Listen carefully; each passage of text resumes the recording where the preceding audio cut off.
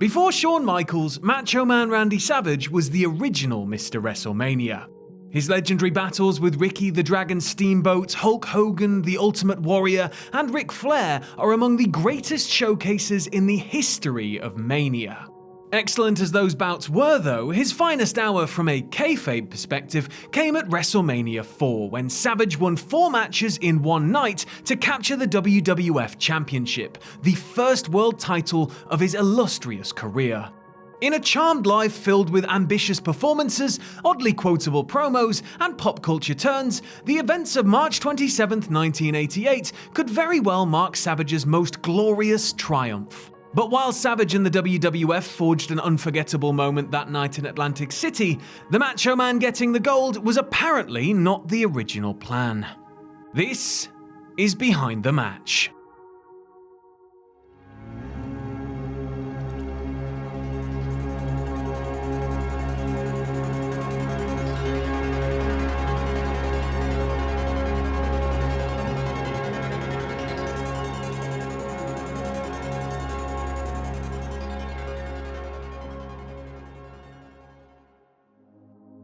At the dawn of 1988, Hulk Hogan was approaching an impressive milestone. One day before the first televised Royal Rumble, the Hulkster reached 4 whole years as the WWF champion. From the time Hogan pinned the Iron Sheik on January 23, 1984, he assumed the role once held by Bruno Sammartino, Pedro Morales, and Bob Backlund. The perennial champion met with an endless line of tooth-gnashing villains du jour. And like his predecessors, Hogan turned back every beast, every cheat, and every sneak in tune with an endlessly flipping calendar. Except Hogan was doing all of this on what was now a nationally televised stage. With Hogan as face of the operation, Vince McMahon continued to expand the empire, relying on Hulk's muscular shoulders to carry the ever-growing World Wrestling Federation over more lucrative goal lines. One byproduct of the WWF's breakneck growth in the mid-80s was this little thing called WrestleMania. The inaugural WrestleMania in 1985 was a risky venture for a not yet filthy rich McMahon, but with Hogan and several notable pop culture vessels leading the fleet, WrestleMania 1 proved to be a smash hit. WrestleMania may not have been the industry's greatest supercard from a technical standpoint, but with celebrity rubs and national closed-circuit viewership, it was certainly the most ambitious. After entering into the pay-per-view market later that year with the Half-Baked Wrestling Classic, the WWF offered WrestleMania 2 to home viewers through this relatively newfangled medium. A reported 250,000 homes purchased an oddly constructed 3-show setup in which Long Island, Chicago, and Los Angeles each broadcast 4 matches in order of time zone. The main event saw Hogan outlast King Kong Bundy in a steel cage match to retain his long-held title. A year later, WrestleMania 3 came equipped with the tagline "Bigger, Better, Badder," and certainly that first word was apt. By staging the event in the expansive Pontiac Silverdome, McMahon was depending on Hogan and the highly trendy WWF brand to fill an NFL stadium with thousands upon thousands more patrons situated field level. Make no mistake, Hogan was a tremendous draw, but with the right opponent, an already hot ticket could become scorching. One good example was Hogan's rivalry with Mr. Wonderful Paul Orndorff, who'd double-crossed him in the summer of 1986. Their long-executed house show run did sellout after sellout, a prime example of how well-executed televised drama can fill a 20,000-seat arena. But for WrestleMania 3, McMahon was looking at a crowd in the neighborhood of 4 times that, so to construct the biggest main event, McMahon gave Hulk the biggest opponent. Literally. Andre the Giant was turned heel in early 1987, spurred by what he felt were overt slights on behalf of the champion, his so-called friend. With Bobby Heenan driving the wedge, a more somber Andre demanded a title match at WrestleMania. Ka-ching. Somewhere between 78,000 and 93,173 fans, depending on which source you're willing to believe, packed into the Silverdome, while 400,000 US households purchased WrestleMania 3. To close out the defining WWF event of the 80s, Hogan slammed Andre to a massive roar before vanquishing the omnipotent giant with his trusty leg drop. 3 WrestleManias, and Hulkamania ran wild through each of them. Come the 4th, however, Hogan would still be a part of the main story, but a much different story would be told. That autumn, Hogan saved Macho Man Randy Savage from a 3-on-1 beatdown at the hands of the Hart Foundation and Intercontinental Champion the Honky Tonk Man. Grateful for the save, the Macho Man gave Hogan the first of many emphatic handshakes to follow. Savage had already been turned babyface on the merit of wanting to end Honky's fluke of a title reign, though there was always a sizable portion of the crowd that cheered for him anyway, the epitome of the cool heel. That said, this new union with Hogan was the truest endorsement so far that Savage was one of the good guys. Now far less chauvinistic toward Miss Elizabeth, Savage nonetheless remained a captivating and spellbinding individualist. It's just that he beat up the bad guys now. And there was one bad guy in particular that Macho Man might look cool beating up. In the summer of 1987, Ted Dibiase turned down an offer from Jim Crockett Promotions to sign with the World Wrestling Federation. Lured by the promise of a game-changing character, Dibiase learned he was to become the $1 Million Man, the walking embodiment of 1980s greed and self-indulgence. Heralded by vignettes in which he grossly flaunted his wealth, Dibiase turned up his nose at the commoners in his midst and punctuated monologues with a machine gun-like belly laugh. From the jump, the $1 Million Man was equipped to be the Federation's preeminent villain, as the gimmick was equaled in standing by Dibiase's masterful charisma and technical skill. Before long, Dibiase made his grand intentions clear. He was going to become the WWF champion. But instead of out-wrestling the mighty Hulkster in a tooth-and-nail struggle, he instead resolved to purchase the belt from Hulk for a generous sum. Heroic Hogan, of course, turned down Dibiase's offer, emphatically yelling "Hell no!" This was a time when hearing good guys besides Roddy Piper say "hell" and "damn" was kind of surreal, mind you. The story from here on is really the stuff of legend. Since Dibiase couldn't get the title via sale, and really who better to no-sell than Hogan, the angle saw him purchase the contract of Andre the Giant from Bobby the Brain Heenan for $1 million. Assuming the management of Andre, Dibiase set the Giant on a collision course with Hogan. In story, Andre believed he'd been robbed at WrestleMania 3, claiming that Hogan didn't actually kick out of an early pinfall attempt in time, and thus felt he was the rightful champion. A rematch was set for Friday night, February 5th, 1988, to air live as part of a primetime NBC special called The Main Event.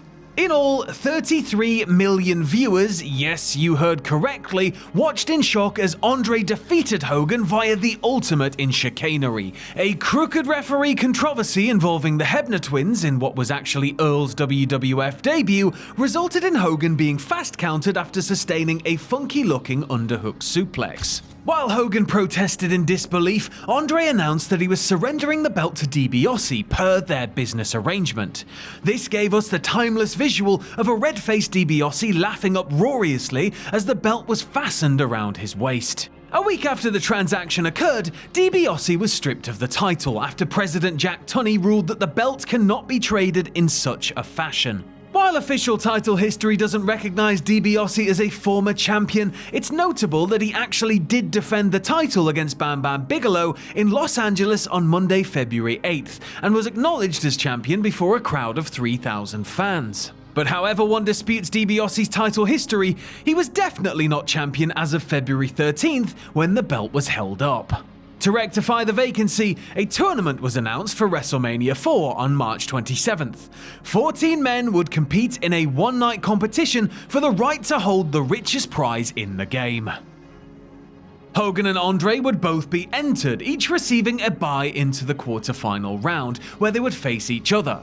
Though the most popular star in the industry, Hogan wasn't going to be getting the belt back at WrestleMania. For him, dropping the title in February was a necessity. After April 21st, he would take the next 3 months off, both due to him filming No Holds Barred and to enjoy life at home, away from the grind of the traveling wrestler life. After 4 years of carrying the ball and helping the WWF reach unfathomable heights, Hulk was taking an objectively well-earned break. Nonetheless, Hogan remained a major selling point for WrestleMania 4, as was his rubber match with Andre. And as for the remaining 12 spots in the tournament, a veritable who's who of heavyweight stars filled out the rest of the bracket.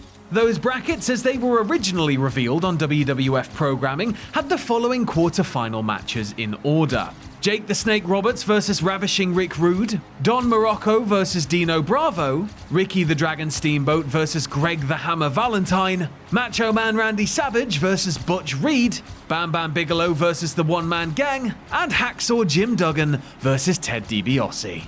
The order here is important to note, and in fact, if you've seen WrestleMania 4 and remember how it played out, you may be tilting your head to the side in confusion right now. Because these brackets aren't the brackets we ultimately got. All of the matches remained the same, but the order changed.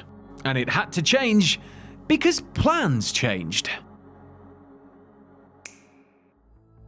By most accounts, DiBiase was supposed to win the tournament and become the WWF champion at WrestleMania 4. While it's not clear how the events of the tournament would have exactly transpired, it appears to have been all leading to a Hulk DiBiase final. DiBiase would have faced the Bigelow Gang winner, then gone on to face the winner of the next closest quadrant, Savage most likely, before a showdown with Hogan in the final, which presumably he would have won with nothing short of the best chicanery that money could buy. Not too long after those brackets were displayed on television, the WWF presented newer, slightly altered brackets for which they quietly slid two matchups around. DiBiase's match with Duggan swapped places with Rude vs Roberts. This would make a final match round between DiBiase and Hogan impossible, since they would have to meet in the semi-finals should both men win their matches to that point. So what exactly happened to facilitate this change? Well, apparently, the Honky Tonk Man happened. On June 2nd, 1987, the Honky Tonk Man, viewed dismissively by WWF fans as a cartoonish nuisance, won the Intercontinental title from Ricky Steamboat. Cited as something akin to the fluke of a lifetime, the obnoxious Elvis impersonator upset Steamboat in a brief television match to capture the WWF's other men's singles title. The circumstances in which Honky was picked to be champion were also fluky. Steamboat claimed that he was originally told he was holding the title for the long haul, but when he asked for a brief amount of time off for the impending birth of his son, Vince McMahon did an about-face and abruptly had Steamboat lose at the June 2nd TV taping. Originally, the Dragon Slayer of choice was to be the natural Butch Reed, but Reed had recently taken to missing shows due to burnout and exhaustion, so McMahon decided to go with somebody else. That somebody else just happened to be Honky when, as Honky remembers, Hogan just pointed at him in the hallway and said to Vince, "Well, what about him?" So while Honky's reign kicked off with that incredible perfect storm of circumstances, the reign itself proved to be highly successful, dubbed the greatest Intercontinental Champion of all time as a self-indulgent character hook. There's some genuine strength behind that label. As champion, Honky was a massive house show draw because fans paid good money for tickets to those shows he headlined, hoping that Savage or Steamboat or Brutus Beefcake or whoever would kick his ass and take the belt that night, and wanted to witness it firsthand. Now that is the mark of a great heel champion, people flooding the box office hoping to witness your downfall. And as it turns out, Honky's downfall was planned to come a lot sooner than what actually ended up happening. That aforementioned Hulk-Andre showdown on NBC that drew 33 million viewers wasn't the only match on the televised card. Preceding the WWF title bout was an Intercontinental Championship match between Honky and Savage, a likely payoff to nearly 6 months of animosity between the two. For all intents and purposes, this looked to be the ideal place for Savage to upend Honky, ending the misbegotten title reign after a long 8 months. And indeed, Savage was supposed to win the title that night, but Honky, he was a little skittish about the plan. As he remembered it, the idea for the match was to basically just have Savage mop the floor with the champion in a one-sided fashion, cathartically beating him from pillar to post. It was characterized by Honky as the destruction of the Honky Tonk Man on television. None of this sat well with him at all. Honky's mentality was something a lot of wrestlers of that kayfabe still kinda heavy generation believed. That if you got obliterated on television, all of your stock got shot to hell, and after that, there's just nowhere left for you to go in which you can make big time money as a top guy. Honky contends that he had no problem losing the belt under most other circumstances, it's just that he didn't want to get thoroughly beaten like a weakling in front of over 30 million people. And it turned out that the champion had some leverage, because he was under a handshake deal with the WWF, not under a contract. He later revealed that he reached out to what was still Jim Crockett Promotions to discuss a possible move. Honky claims that they told him not to lose under those proposed circumstances, apparently agreeing that a loss in that manner, in front of that wide an audience, would damage his overall value. So not only did Honky put his foot down about losing the title in front of a gigantic national TV audience, there was also the threat of a reigning champion exiting the company. And with the WWF over a barrel, the Honky Tonk Man won out, and the booking was changed. He did lose the match to Savage, albeit via countout. Thus, he held onto the Intercontinental title for the foreseeable future, but it came at a considerable expense. Honky admits that his resistance put a strain on his relationship with the WWF, believing they no longer trusted him. Indeed, after losing the belt to the ascending Ultimate Warrior in 30 seconds at SummerSlam that year, Honky drifted further and further down the card until he finally quit the promotion in late 1990. As for Savage, with this change in ending, he lost out on regaining the Intercontinental title. But it turns out, that was a blessing in disguise. Apparently not wanting two heel singles champions at the same time, and needing a strongly pushed babyface in Hogan's absence, one that could carry one of the two belts for a lengthy period, the WWF opted to have Savage win the WrestleMania 4 tournament and run with the world title. Dibiase himself chalked up the booking change to the WWF wanting to satisfy Savage with a title reign, since he was missing out on regaining the IC gold from Honky. Switching around the Dibiase Duggan and Roberts Rude matches made more sense when the end result of the tournament is viewed. Dibiase squeaked past Duggan with Andre's help, Morocco got a DQ win over Bravo, Valentine edged out Steamboat, Savage pinned Reed, Gang beat Bigelow via countout, and Roberts went to a draw with Rude.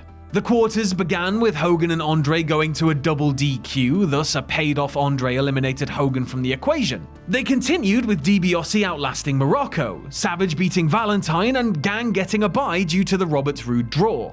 In the semis, a shrewd Dibiase got the bye into the finals, while Savage withstood the Gang, winning by DQ. A battered and weary Savage carried the toll of 3 matches into the finals against Dibiase, who'd wrestled twice. Several instances of Andre interfering led to Miss Elizabeth fetching Hogan to act as counterbalance. Then, in a bit of payback for all of Dibiase and Andre's cheating, Hogan struck Dibiase with a steel chair, leading to Savage summoning his remaining strength to deliver one final flying elbow smash while flashbulbs went off in a near strobe-lit frenzy. The grueling tournament had come to a close, with Macho Man Randy Savage as undisputed heavyweight champion of the world, before a new record pay-per-view audience of 485,000 buys all in. Dibiase may have lost, but he did headline house shows against Savage for many months after the fact, which certainly benefited his real-life bottom line. Meanwhile, the $1 Million Man character received an appropriate prop come early 1989. Unable to win the WWF title and not permitted to purchase it, Dibiase created his own vanity championship, the $1 Million Belt.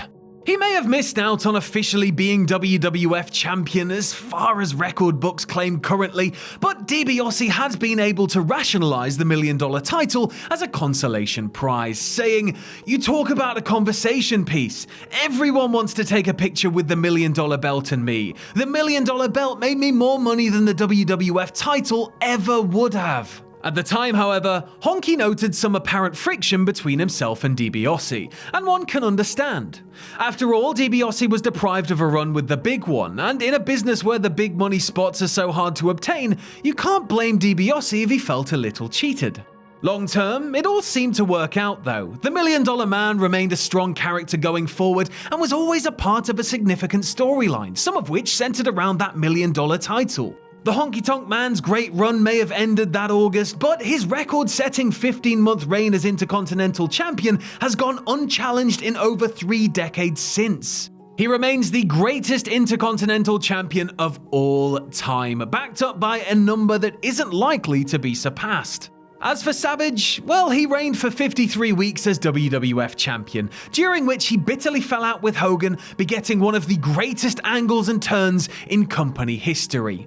WrestleMania 5, in which Savage defended the belt against his now former friend, ended up being the most bought WWE pay-per-view for 10 years after the fact, accounting for a staggering 767,000 buys. The legacies of three of WWE's all-time greats were in large part shaped by the reconfiguration of the company booking in 1988. And it's hard to imagine just how different things would look today if the man with the Brill cream hair and sequin jumpsuit had fallen on his sword when first asked.